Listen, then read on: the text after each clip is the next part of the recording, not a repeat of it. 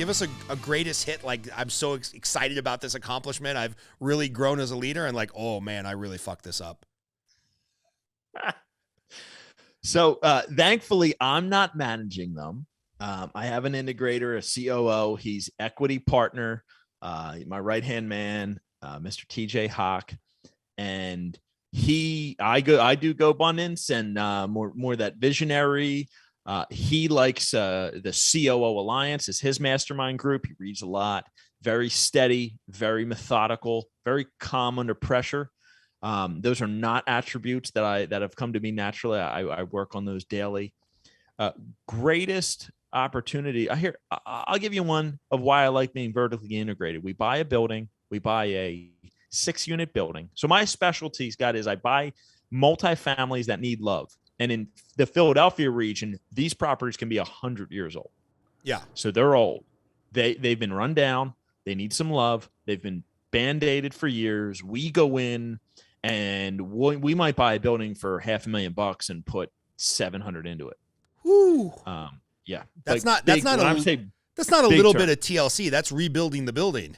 We're rebuilding the building. We're all the water lines, the roof, fresh paint everywhere, new driveways, new electrical box, the whole nine. The whole nine, absolutely. Yeah, water meters everywhere.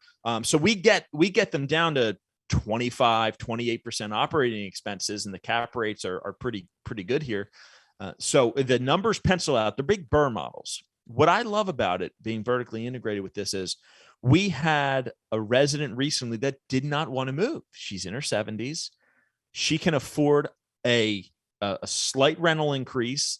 And we got the township to agree, based upon the investment into this building, to take these irregular, very long and narrow 2-bedrooms that would rent for $1,400 when renovated. We had enough parking to do 2 1-bedrooms. Really efficiencies, but we put doors on all of our bedrooms, so it's technically considered a 1-bedroom. And she could afford the rent for that apartment. So we moved her to another one of our buildings around the corner, and her 3 cats. We moved her. Our crew moved her. She's been there for a few months. We're working on the building. She picked out which unit she wanted to rent. She loves the birds. She loves the view. She loves these big windows in this one apartment, and we're going to move her back there. Like, that would be nearly impossible for me to do as a third-party manager. The landlord isn't face-to-face with this woman who's single, has their cats, and like is having a panic attack that we're going to renovate her apartment. So that's a success story. I put a post up on that about, like, this is unconditional love right here. This made the financial. We are subsidizing her rent in another apartment because we want her to be our tenant and stay and not have to rock her world. And we know what the rents are out there. You're not going to find an apartment in this town anymore for, under $1,000. I don't care how big, how big or how small it is. That's a big win. And then I put a Facebook post up about that, and I tagged the foreman who helped make this happen. We went to school together. And then, don't you know, some haters get on the post and say, yeah, but Rentwell kicked my grandpa out, and they didn't do this. This is BS, and da-da-da-da-da-da-da. And I had to just let it sit. I had to just do it. And then I responded back like, look, we have 2010 plus. I don't know about this exact scenario. Keep in mind, we're a third-party manager. Sorry about your grandfather. And then some other people got my back on that one. We're like, yo, dude, stop. They don't know.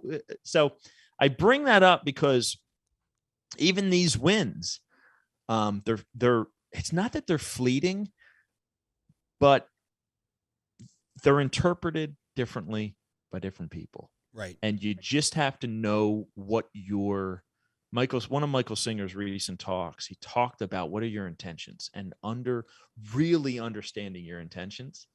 And there's more stories like that we've done with that resident, and it's part of our marketing. We do direct mail to find these buildings, and we say that's one line that says, like, we will work with your tenants if you have some different relationships. We have another one he's 96 years young.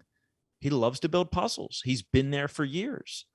We're gonna do our best to work with that resident, while also remaining fiscally sound to be able to continue to renovate these buildings and all that. So that's a win.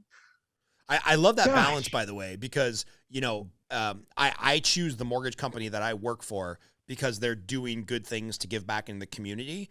And they also balance that with, hey, let's be honest, like bad things happen to good companies who don't make money. So we have to balance that, we're a for-profit company. Yes. We're not all public school teachers here trying to save the manatees. And when we have windfall profits, our CEO, instead of, as you probably know, mortgage companies just had the best 2 years ever in the history of banking. And instead of buying a yacht or putting his name on the side of a, football stadium or something like that, which is ironic because he played tight end in the NFL, he donated $100 million of money that should have gone to him to our charitable wing. And they're going to build inner city schools, charter schools at like the communities that need them the most. And, they're digging wells all over the world to get fresh water to people. And I'm like, dude, this is the balance of like, hey, they're not giving away the house.